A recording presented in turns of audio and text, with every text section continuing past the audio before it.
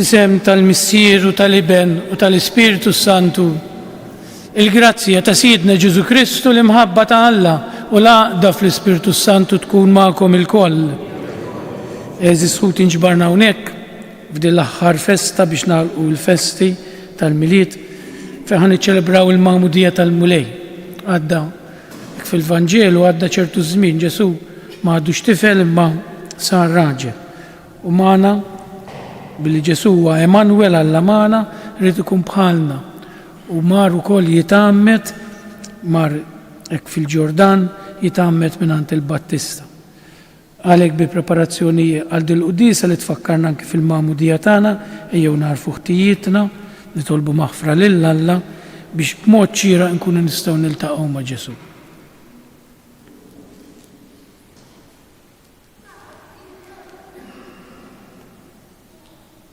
Fakkarkom l-qudisa tal-lum hija b'suffraġġju għar-Roħ Karmela Sultana u l-erweħ tal-familja Ċini u Ċefaj.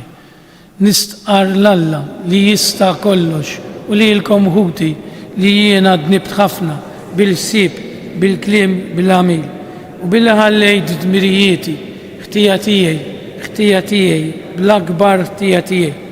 Għalhekk nitlob l-imqazza Marija dejjem Verġni, l-anġli, bil-qaddisin kollha u li l-kom ħuti biex titolbu għalija il-mulej Alla tagħna.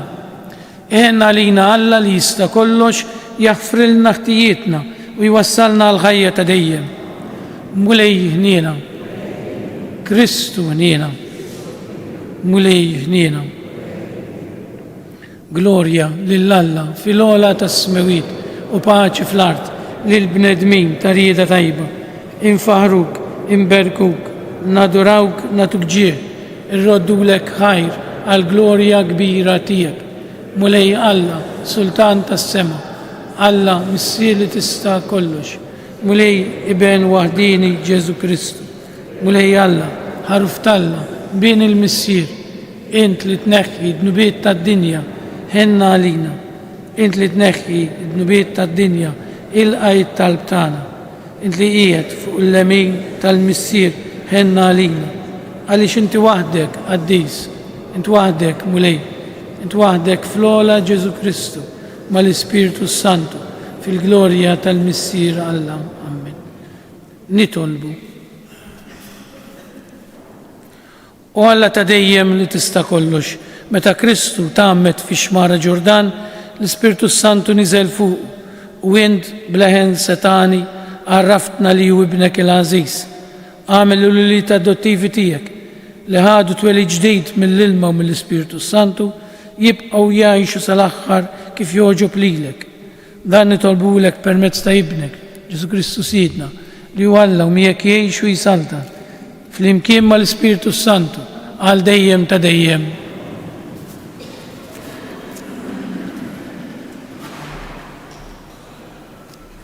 Qari mill-ktieb tal-profeta Iżajija. Farġu l-popli tiegħi, jgħid Alla tagħkom, tkellmu lil qalb Ġerusalemm u għejdula l-intemm il-jasar tagħha, tħallset żunita, ħadet mingħand il-mulej dartejn għall-nubieta kollha. Leħen jgħajjat, ħejju triq għall-mulej fid-deżert, wittu għal Alla tagħna mogħdija fix-xari, jintradam kull wied u jitniżlu l-muntanji u l-għoljiet. Kull art imħabta titwitta, kull art imħarbta issir maqat u tfittx il-glorja tal-mulej. U l-bniedem jarawha l-koll f'daqqa għax fol minn mulej tkellem. Itla fuq il-muntanja għolja, int li ġib il-bċara tajba l-Sijon. Oli leħnek bil-qawwa kollha, int li tagħti l-aħbar it-tajba lil Ġerusalem. Għajjat la tibżax. Ejt lill-bliet ta' Ġuda, għawnu Alla tagħkom, għawnu Sidi l-mulej li ġej bil-qawwa u jaħkem bil-qawwa ta' drijaw. Għawnu biħlasu miegħu u rebħa tiegħu qudiemu, ħarraj li jira l-mirħla tiegħu bidrieħu jiġmaħħa u l-ħrief fiħdanu jerfaħħom u naġreddaw bil-mod imexxihom. Il-kelma tal-mulej, roddu ħar lill-Alla. Birek ruħ tiegħi il-mulej ngħidu flimkien, birek ruħ tiegħi il-mulej. Mulej Alla tiegħi int kbir bil-bosta, bis-seb u l-ġmiel inti mlibbes, bid-daw bħal mantel inti mkebbeb. Int frix tismawit bħal tinda, ngħidu flimkien, birek ruħ tiegħi il-mulej. Waqqaft fuq l-ilma l-amajja rolja tiegħek. Int tagħmel isħab mirkeb tiegħek u ġwiena ir-riħ tiġġerra. Li rieħ tagħmilhom ħabbara tiegħek u l-isna tan-nar għaddejja tiegħek. Ngħidu flimkien, birek ruħ tiegħi il-mulej. Kemm huma kotrana l-emejjel tiegħek mulej, kollha bl-erf għamilthom, mimlija l-art bil-ħlejaq tiegħek, dan il-baħar ta' kobor u issa bla tarf, li fih jimraħ ħud bla qatt, bejjem żgħar u bejjem kbar. Ngħidu flimkien, birek ruħ tiegħi il-mulej. Minnek jistennew il-ħlejaq kollha li tagħtihom ikilhom f'waqtu. Int tagħtihom u huma jiġbru, tiftaħ idejk u jiġbaw bil-ġid. Ngħidu flimkien, birek ruħ tiegħi il-mulej. Jekk taħbi wiċċek huma jinfixlu, jekk tidilhom nifisom imutu u lejn it-trab jerġgħu imorru, malli tibgħat in-nifs tiegħek jinħolqu u inti ġġerret il-wiċċ tal-art. Ngħidu flimkien, birek ruħ tiegħi il-mulej.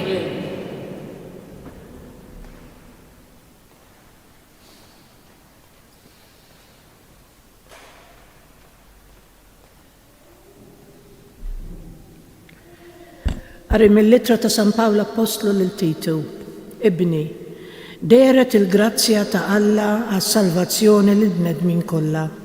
I trawwimna inwarbu il-ħażen u l-ġibdiet tad-dinja biex ngħixu bir-rażan u l-ġustizzja u t-tieba f'dan iż-żmien.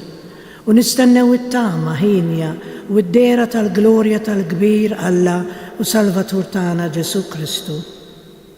U talilu nnifsu għalina biex jifdina minn kull ħażen u jnaddafna u jagħmel minna poplu magħżul għalih, poplu mħeġġeġ għall-emil it-tajjeb.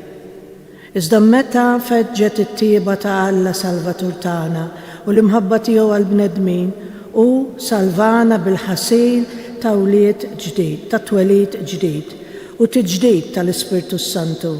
Mhux minħabba l-opri tajba li stajna għamilna aħna, iżda minħabba il-ħniena tiegħu. Dan l-Ispirtu hu xerdu bil-kotra fuqna b'Ġesu Kristu, is-Salvatur tagħna, biex bis-saħħa tal-grazzja tiegħu nitqazzu u nsiru werrieta tal-ħajja ta' dejjem skont it-tama li għandna. Il-kelma tal-mulej.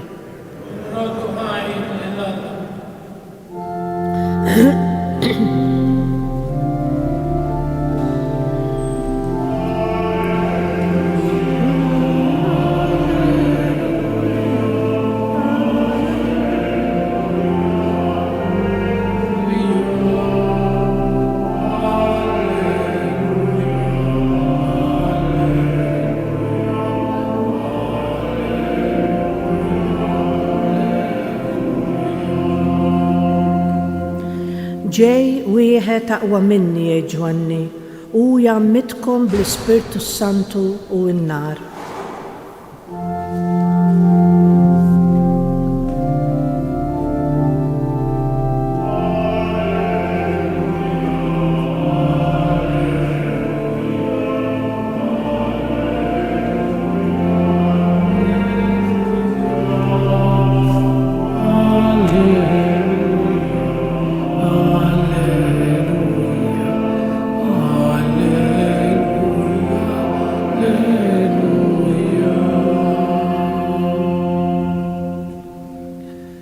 Il-mulej ma'kom. Qari mill-Evanġelju skont San Luqa. F'dak iż-żmien il-poplu kien qiegħed jistenna ħerqan u kulħadd kien jistaqsi lilu nnifsu dwar Ġwanni jekk kien xu il-Messija. Għalhekk Ġwanni qabad u qal lil kulħadd jiena ngħid għalija nagħmitkom bl-ilma. Ma ġej wieħed aqwa minni li ma jisħoqlix inħol il-fil tal-qorq tiegħu u jammitkom bl-Ispirtu Santu u n-nar. Ġara li wara li tgħammet il-poplu kollu, Ġesu tgħammet ukoll waqt li kien qiegħed jitlob is-smawiet infetħu u niżel l-Ispirtu Santu u der fuq f'sura ta' ħamiema. U mis-sema ġeleħen jgħid: intibni il-għażiż fik sibt il-għaxqa tiegħi. Il-kelma tal-mulej. Kristu tal-jum tal-Evanġelu natfu minnu biedna. Naħseb waħda mill-iktar affarijiet li fid-dinja tagħna llum sirna niddejqu nagħmlu hija li nistennew. Jiena wieħed minn dawk li niddejjaq nistenna għax qed ngħixu f'dinja li kollox irriduh issa u f'malajr. Dinja maġla, imma nippretendu li dak li għandna bżonn nakkwistaw f'malajr. Għax qed ngħid hekk. Għax il-Vanġelu tal-lum li jitkellem dwar il-Magħmudija ta' Ġesu għadda ċertu żmien, aħna żmien għalina Ġesu ġa kiber. Imma dan Ġesu kienu jom jistennew ħafna. L-ewwel lezzjoni li qrajna mill-profeta Eżajija titkellem 400 sena, 500 sena qabel Kristu. Dawn in-nies kienu qed jistennew il xi ħadd li jsalvuhom aktarx il-pseudo Eżajija, it-tieni Eżajija, kien fil-eżilju ta' Babilonja. Ġifieri għalhekk jgħid jitwittu il-muntanji jingħalqu l-widien għax dan li għandu jiġi ħajtina s-salvazzjoni. U mhux jgħammidna aktar bl-ilma, imma bl-Ispirtu Santu. U kienu qed jistennew il xi ħadd, issa forsi kienu qed jistennew il xi ħadd re b'forza kbira jeħles mill-edewwa, jeħles mill-iskjavitu, bħalma kultant aħna nistennew minn Ġesu. U hawnhekk hu l-iżbal tagħna, dan hu l-ewwel punt, l-istennija tagħna x'inhi dwar Alla. Isna aħna mhux mhix hekk ir-reliġjoni, ma lanqas għandna nirrenduha hekk. Aħna kultant nirrendu lil Alla u lir-reliġjon tagħna, mulej jiena nitlob, jiena mmur il-Knisja, issa titteħlisni mill-mart, titteħlisni mid-dbatijiet, titiżhom il-familja tiegħi. Nagħmlu sew nitolbuhom dal-affarijiet, però r-reliġjon mhijiex din. Alla ma ġiex jeħlisna mid-dbatijiet għax aqqas lill-ibnu stess ma ħelisa. Għax id-dbatija parti u konsegwenza tad-dnub. Imma Alla ġej jeħlisna minn xi ħaġa akbar. Ġejtina l-eternità. Ġejtina l-ħajja ta' dejjem li aħna nirċivuha fil-Magħmudija. Meta xi ħadd jitwielet il-mama u l-papa bħalma ummi u missieri tawn il-ħajja kemm nista' ngħix 80 sena kniex 85. Dik il-ħajja materjali tawi lill-ġenituri. Imma l-ġenituri wkoll tawni xi ħaġa li ma tispiċċa qatt bil-Magħmudija. Tawni l-eternità. Għamnuni bin Alla. U sa niġu għal dan. Ħalli naraw naqra d-differenza bejn Ġwanni u Ġesu. Għax dawn kien qed jistennew Salvatur u ħasbu li kien Ġwanni. Għaliex ħasbu li kien Ġwanni? Kien isum, ma kienx jgħix il-belt, kien jagħmel ħafna sakrifiċċji, kien jitkellem il-kelma tal-Alla u kien imisshom f'qalbhom. U ħasbu li kienu u saqsewh, immint il-Messija. Dak kien l-Antik Testament. Ġesu fl-Antik Testament kien xi ħaġa l-bogħod. Laqqas ismu ma kienu jsemmu. Laqqas ħadd taqas il-qasisin il-kbar ma setgħu jsejħu lil Alla bismu. Issa Emanuel, Alla magħna, il-Ġdid Testament, araw kemm hu magħna ta' Alla. X'għamel Ġesu? Biex isir bħalna f'kollox. Mar fil-kju biex jitgħammet minant Ġwanni. Dak li ma kellux dnub għad u inħasel ġa xmara kollha dnubiet ta' min tagħna. Il-fatt li niżel magħna lilna salvana. Jiena għandi bidritt nidħol il-ġenna, bidritt tifhmuni x'qed ngħid. Jekk jien liben ta' Alla u Alla u missieri kif nitolbu, jiena eredi tiegħu. Bħal mintom eredi tal-ġenituri tagħkom. Eredi, għandi dritt, bidritt, u dan mhux preżunzjoni ta' din Alla tajjilna dan id-don, mhux merti tagħna, ma huwa merti li tagħna Alla. San Ġwan seta' biss jitlob l-indiema indmu għax waslet is-saltanat għaliex ma setax jaħfrilhom. Għaliex iż-dnubiet ma setgħux jaħfru? Għax ħadd kien għadu ma pattalihom. Ġesu kien għadu ma miex fuq is-salib. Għalhekk id-differenza tal-magħmudija ta' Ġesu jgħammitkom bin-nar u bl-Ispirtu. Għax id-dnubiet tagħkom mhux tindmu biss minnhom bħalma kien fi żmien Ġwanni l-Antik Testament. Il-Ġdid Testament Ġesu tabba bid-dnubiet tiegħek u tiegħi dawk kollha li għamilt, dawk kollha li rrid nagħmel ġa maħfurin. Ara kemm titkun iblaħ ma tersaqx lejn is-sagrament tal-qrar. Għax ġa pattalihom Ġesu dawk. Jekk hawn xi ħadd jaħseb li Alla ma jaħfirlux, żbaljat bl-ikraħ ta' Alla l-iktar li jħobb il-midneb aqas temnu. Jiġri wara l-midneb għax hu ħalaqna biex inkunu tiegħu u biex inkunu miegħu.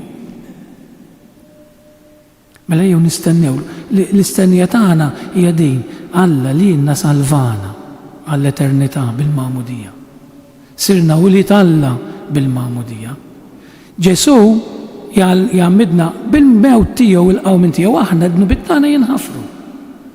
Is-sagramenti kollha bil-merti tal-mewt ta' Ġesu.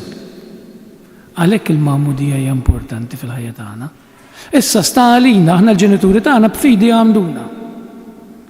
Ma jfissirx li aħna isna morna nomu ħanajtek, morna ħdej il-baħar għax il-ġenituri ħaduna ħdej il-baħar għax għamduna.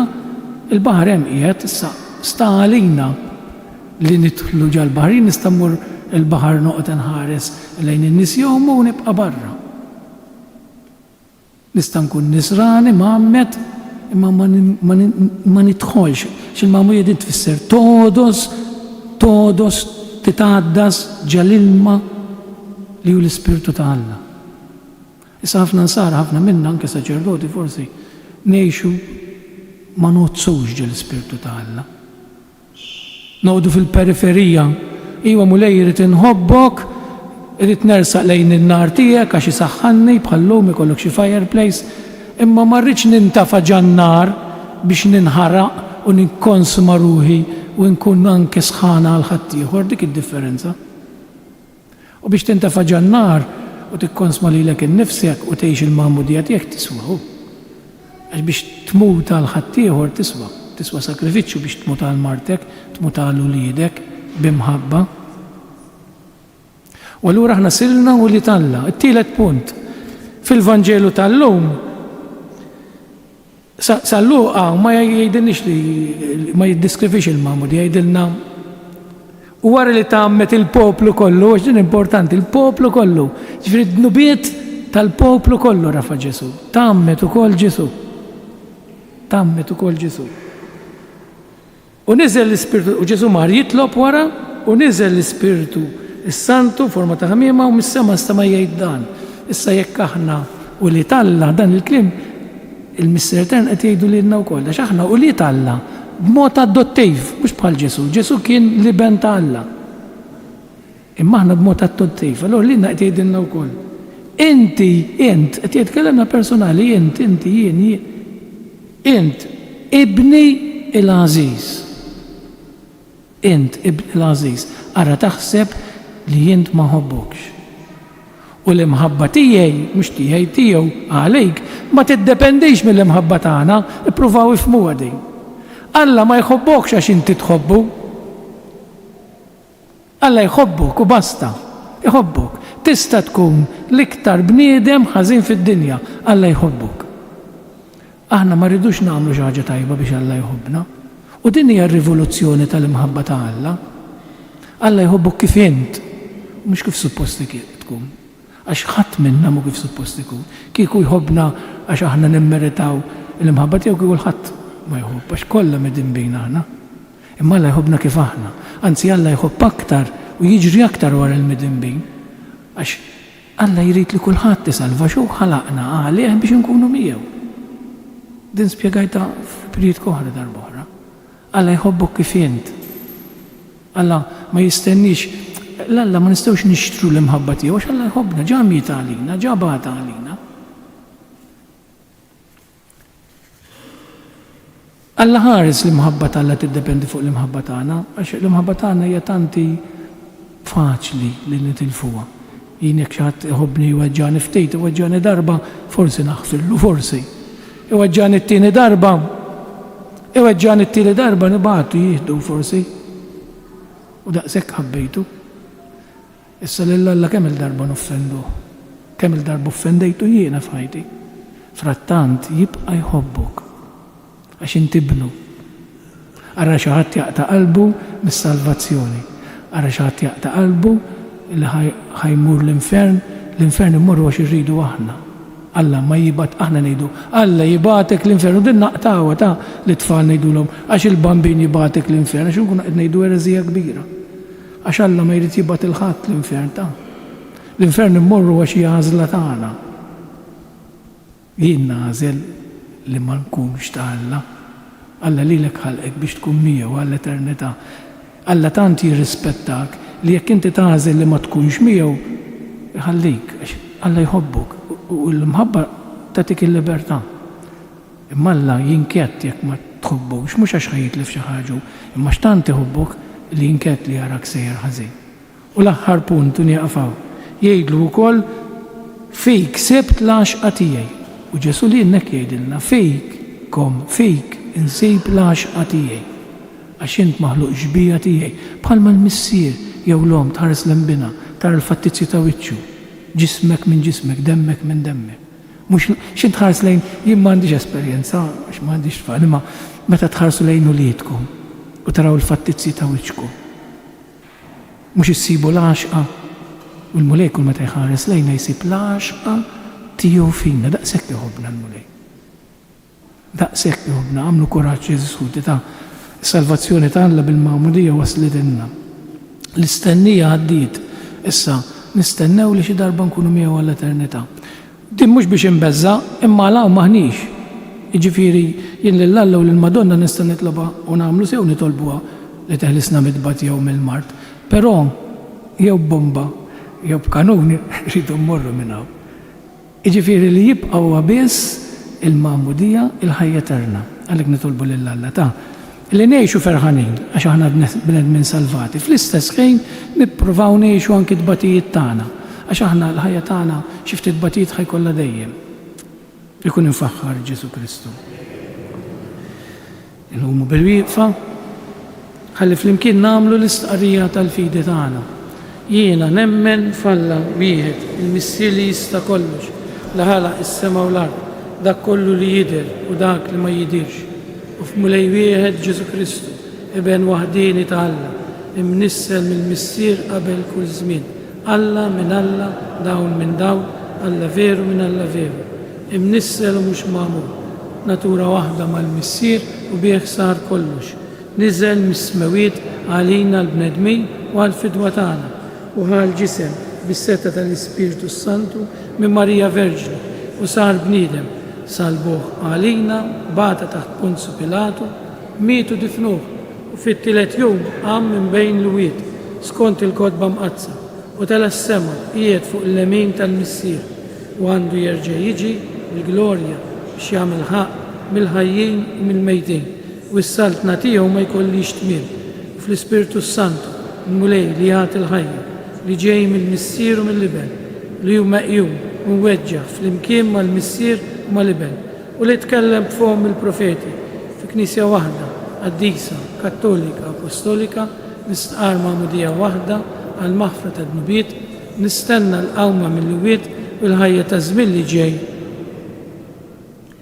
U Jeżis fil-ma'mudija aħna rċevejna l-Ispirtu li jikkonsagra lil Ġesu ta' Nażaret bħala l-mulejju Kristu. Bħal Ġesu f'xatt ix-xmara tal-Ġordan ejjew aħna wkoll nerfgħu leħinna fit-talb lejn il-missier li jistedinna nisemgħu leħen ibnu l-Għażiż. Nitolbuh għalhekk u ngħidulu mulej sawwab fuqna l-Ispirtu tiegħek. Tolbu għal dawk kollha li huma magħmdin fi Kristu biex jingħaqdu flimkien bħala l-poplu tiegħek li huwa l-Knisja nitolbu. Tolbu għal bnedmin li għadhom ma semewx bi Kristu biex jasal id-dawl tal-fidi li jilqgħu l-Evanġelu tiegħu nitolbu Mulej sawa fuqna l-Ispirtu tiegħek. Nitolbu għal-ġenituri tagħna u għal-parrinijiet tat-trabi li jirċievu s-sakrament tal-Magħmudija biex jifhmu d-dmir serju tagħhom li edukaw lil dawn it-tfal fil-fidi bl-eżempju ta' ħajjithom. Nitolbu għalina l-koll biex nirrispettaw lilna nfusna u lil ħutna bħala tempju ħaj li fihom jammar l-Ispirtu Santu li rċivejna fil-Magħmudija. Nitolbu. Missier inti konsagrajt bil-qawwa tal-Ispirtu Santu lil verb tiegħek magħmul bniedem u ħtartu bħala dawl tal-ġnus. Għati lilna li llum qegħdin niċċelebraw il-misteru tal-Magħmudija tiegħu li nisimgħu leħen ibnek il-għażiż li fih inti sibt il-għaxqa tiegħek bi Kristu Sidna.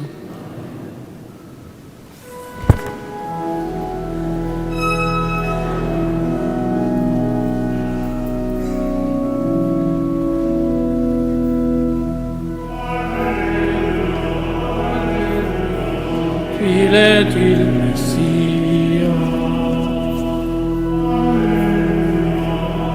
Benedetto sei tu, Signore, che ti metti sempre quanto a me, frutto questo pane, frutto della forma nuova, presente a te, perché diventa per noi bevande.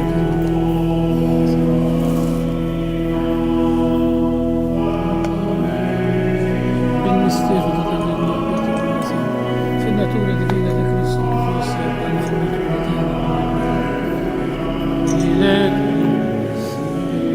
Benedetto sei tu, Signore Dio, della gloria della tua bontà, ungido questo pane, frutto della forma per noi bevanda di salvezza, benedetto nei secoli, Signore.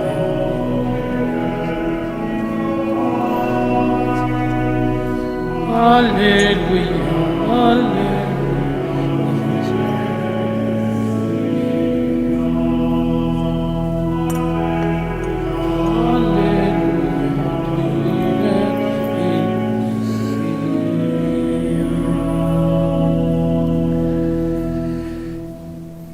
Itolbu ħuti biex is-sakrifiċċju tiegħi u tagħkom ikun joġob lill-Alla l-Missier li jista' kollox.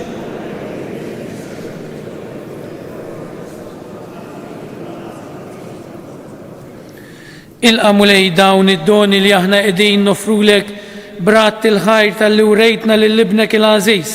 Għamel li din l-offerta tal-fidili tiegħek tinbidel fis-sakrifiċċju tal-istess ibnek li joġbu jħenna għalina u jneħħi d-nubiet tad-dinja u li jgħix u jisaltan għal dejjem ta' dejjem. Il-mulej ma'kom, nerfgħu qlubna l-fuq, nżuħħajr lill-mulej Alla tagħna.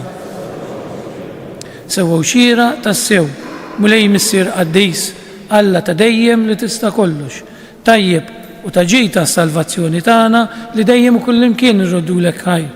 Int fissirt b'sinjali tal-għaġeb il-misteru tal-ħasil ġdid fix-xmara Ġordan u semmejt leħnek mis-sema biex il-bnedmin kollha jemnu li l-verb tiegħek għammar fostna u bl-Ispirtu Santu li niżel fuqu f'sura li tidher bħala ħammiema kulħadd jaraf li inti konsagrajt biż-żejt ta' ferħ lil Kristu il-qaddej tiegħek u bagħtu jxandar il-bxara tajba lil foqra. Għalek fl-imkien mal-qawwiet tas-sema qatt ma nieqfu nfaħruk fuq din l-art u bla jeda ntennu l-kobor tiegħek u ngħidu qaddis, qaddis, qaddis, mulej Alla tal-eżerċiti, is-smewiet u l-art mimlija bil-glorja tiegħek. Osanna fil-ogħla tas-smewiet, imbirek minn ġej fisem il-mulej. Osanna fil-ogħla tas-smewiet.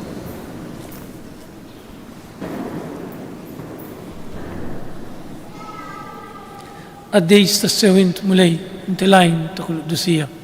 Għaddes għalek nitolbuk dawn l-offerti bil-barka tal-Ispirtu tiegħek biex isiru għalina il-ġisem u d-dem ta' Sidna Ġesu Kristu.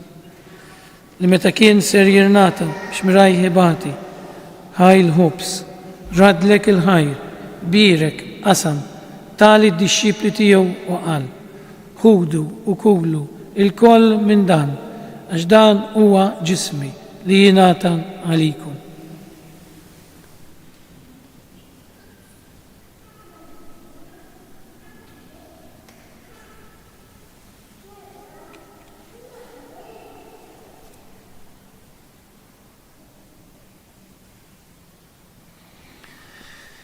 Ekku kol wara li klaħa l-kalċi, reġa rat il-ħajr, tali d-disċipli tiegħu u qal, ħudu u xorbu minnu l-koll, x'dan huwa l-kalċi ta' demmi, tal-patt il-ġdejt li jibqa' l dejjem. Id-dem li xxeret għalikum u għal-bnedmin kollha, għal-maħfra ta' dnubiet. Għamlu dan b'tifkira tiegħi.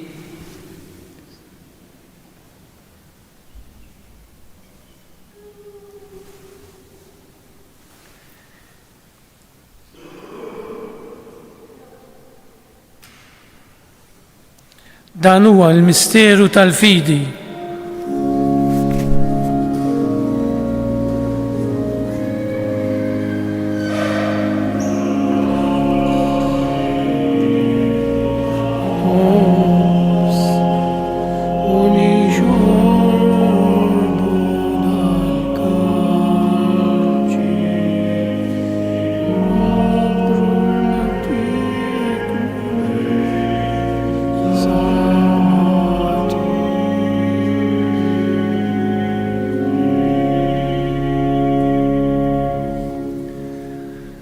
Għalhekk aħna nagħmlu dan b'tifkira tal-mewt u l-qawmien ta' Sidna Ġesu Kristu nofrulek mulej il-ħobs tal-ħajja u l-kalċi tas-salvazzjoni u rrodulek ħajra xogħġbok tilqana hawn quddiemek biex naqduk u miċ-ċokon tagħna nitolbu lill-Ispiritu Santu jaqgħadna f'ġisem wieħed li inna li nieħdu sehem mill-ġisem u d-demm ta' Kristu. Ftakar nitolbuk mulej fil-Knisja tiegħek imxerda mad-dinja kollha u taqaf l-imħabba fl-imkien mal-Papa Franġisku, mal-Isqof tagħna Anton, mal-isfijiet u l-ministri kollha tiegħek. Ftakar nitolbuk ukoll f'ħutna li raqdu bit-tama tal-qawmien. Ftakar fil-mejtin kollha tagħna, mod partikolari llum niftakru fruħ Karmela Sultana u l-erweħ tal-familja Ċefaj u Ċini. Nitolbuk mulej biex iddaħħalhom quddiemek fid-dawl tas-seb tiegħek. Ħenna lina l-koll nitolbuk għati lilna wkoll il-wirt tal-ħajja ta' dejjem fl-imkien mal-Verġni Mqazza u Malla Marija, mar-raġel ta' Ħasan Ġusepp, mal-Apostli u l-qaddisin kollha li jgħixu fil-biberija tiegħek sa mill-bidu tad-dinja. Għamel li magħhom infaħruk u nsebħuk Ġesu Kristu ibnek. Bi Kristu, ma' Kristu u fi Kristu jingħata lilek Alla missieri tista' kollox fl-imkien mal-Ispiritu Santu kull ġieħu glorja għal dejjem ta' dejjem. Permezz tal-Magħmudija aħna sirna u li Alla, għax aħna u li Alla nistgħu ngħidu l-Alla tagħna bl-isem ta' missier. Għalhekk ejjew flimkien ngħidu t-talba li għallimna Ġesu Kristu. Missierna li inti fis-smawiet jitqaddes ismek, tiġi saltnatek, ikoll li trid int kif fis-sema ukoll fl-ard. Ħobżna ta' kuljum għatina llum, aħfrilna dnubietna bħalma naħfru lil minu ħati għalina, la daħalniex fit-tiġrib, iżda ħelisna mid-deni. Ħelisna nitolbuk mulej minn kull deni, għatina fit-tieba u l-ħnina tiegħek il-paċi fi żmienna biex nkunu ħielsa dejjem mid-dnub u imħarsa kull inkwiet. Aħna u nistennew u nittamaw il-għena u l-miġja tas-Salvatur tagħna Ġesu Kristu. Mulej Ġesu Kristu li jgħid l-apostli tiegħek inħallilkom islim, natikom islim tiegħi la tħarisx lejn dnubietna, iżda ħares lejn il-fidi tal-Knisja tiegħek. Għatija slim u laqda li trid fiha, li tgħix wis-salta għal dejjem ta' dejjem. Il-paċi tal-mulej tkun dejjem magħkom. Nagħtu l-paċi lil xulxin. Il-ġisem fl-imkien mad-demm tas-Sinjur tagħna Ġesu Kristu kun jiswew lilna li se nitqarbnu bihom għal ħajja ta' dejjem ammen. Ħaruf talla li tneħħi d-nubiet tad-dinja. Ħaruf talla li tneħħi d-nubiet tad-dinja. Ħaruf talla li tneħħi d-nubiet tad-dinja għatina l-paċi.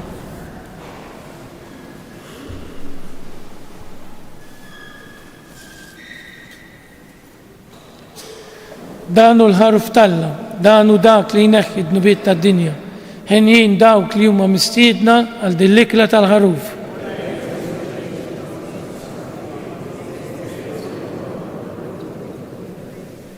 Ġisem flimkien mad-demm tas-Sinjur tagħna Ġesu Kristu kun jiswew lilna se nitqarbu bihom mal-ħajja ta' dejjem. Amen.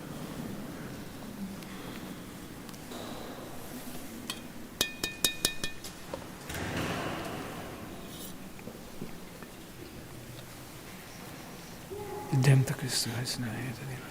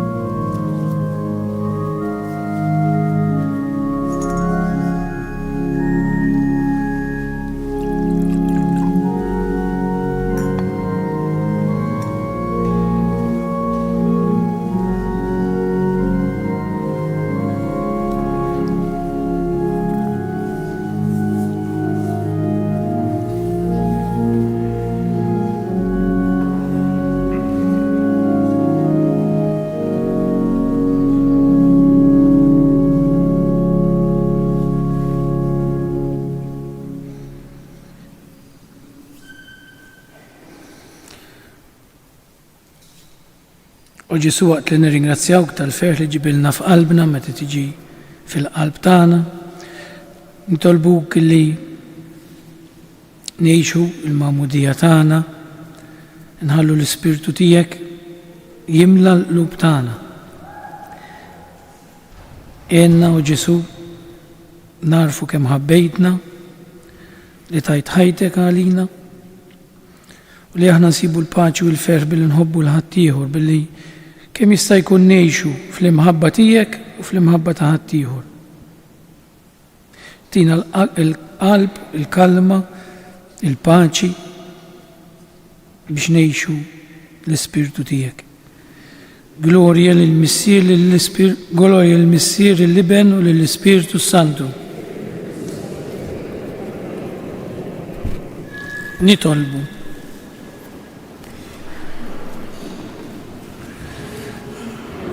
Aħna tqarbilna mulej bid-doni għaddisa li joġbuk tatina.